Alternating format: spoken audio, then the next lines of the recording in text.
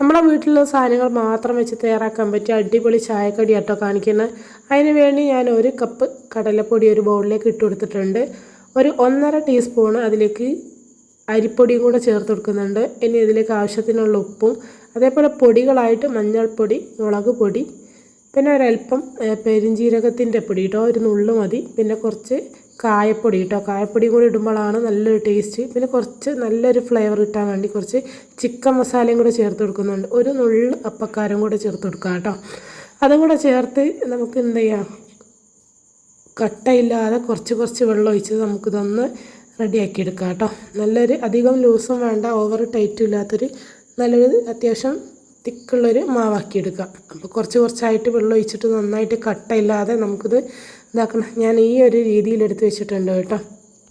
അപ്പോൾ ഇനി വേണ്ടത് നമുക്ക് മുട്ടയാണ്. ഞാനൊരു 4 മുട്ടയാണ് ഇവിടെ എടുത്തിരിക്കുന്നത്. അത് 2 കട്ട് ചെയ്തെടുക്കുന്നുണ്ട് കേട്ടോ. നിങ്ങൾക്ക് കൂടുതൽ വേണമെങ്കിൽ കൂടുതൽ എടുക്കാം. അപ്പോൾ അതാ ഇതേപോലെ ഞാൻ കട്ട് ചെയ്ത് വെക്കുന്നുണ്ട്.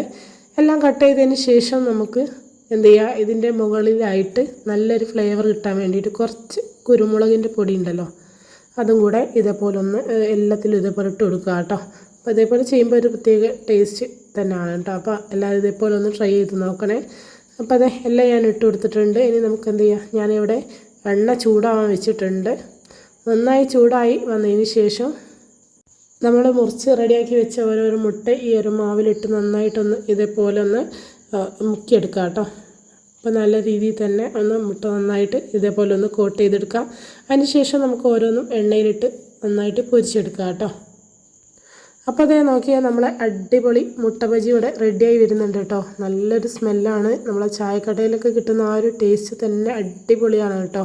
അപ്പോൾ ഈ ഒരു മാവ് വെച്ചിട്ട് തന്നെ ഞാൻ വേറൊരു റെസിപ്പിയും കൂടെ ഒന്ന് ട്രൈ ചെയ്ത് നോക്കുന്നുണ്ട്.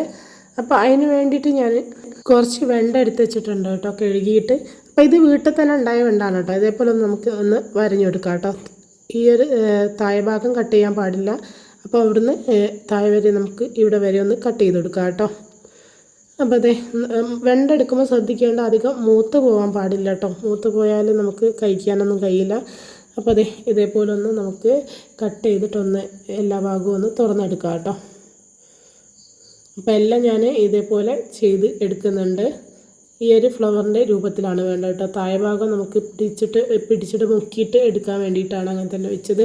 അപ്പോൾ എല്ലാം ഞാൻ ഇതേപോലെ ചെയ്തെടുക്കുന്നുണ്ട് കേട്ടോ. അപ്പോൾ എല്ലാം നമ്മൾ റെഡിയാക്കിയിട്ട് എന്ത് ചെയ്യുക, ഇതേപോലെ കൈകൊണ്ട് എല്ലാം ഒന്ന് ജസ്റ്റ് ഒന്ന് വിടിയിച്ചെടുക്കുക കേട്ടോ, നമ്മൾ കട്ട് ചെയ്ത് വെച്ചത്. അതിന് ശേഷം നമ്മൾ നേരത്തെ മുട്ട ബജി ഉണ്ടാക്കിയപ്പോൾ തന്നെ മാവിൽ നന്നായിട്ടൊന്ന് ഡിപ്പ് ചെയ്ത് കൊടുക്കുക. അതിന് ശേഷം നമുക്ക് എന്ത് ചെയ്യാം, ഇത് എണ്ണയിലിട്ട് നമുക്ക് മീഡിയം ടു ലോ ഫ്ലെയിമിലിട്ട് ഒന്ന് കുക്ക് ചെയ്തെടുക്കാം കേട്ടോ.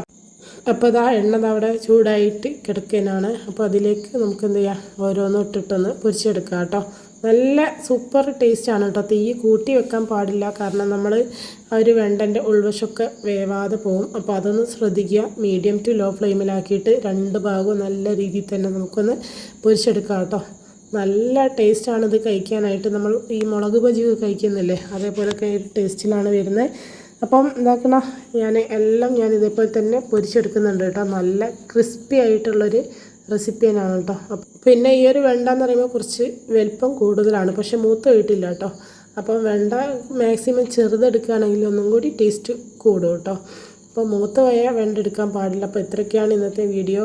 ഇഷ്ടപ്പെട്ട് ലൈക്ക് ചെയ്യുക, ഷെയർ ചെയ്യുക, സബ്സ്ക്രൈബ് ചെയ്യുക.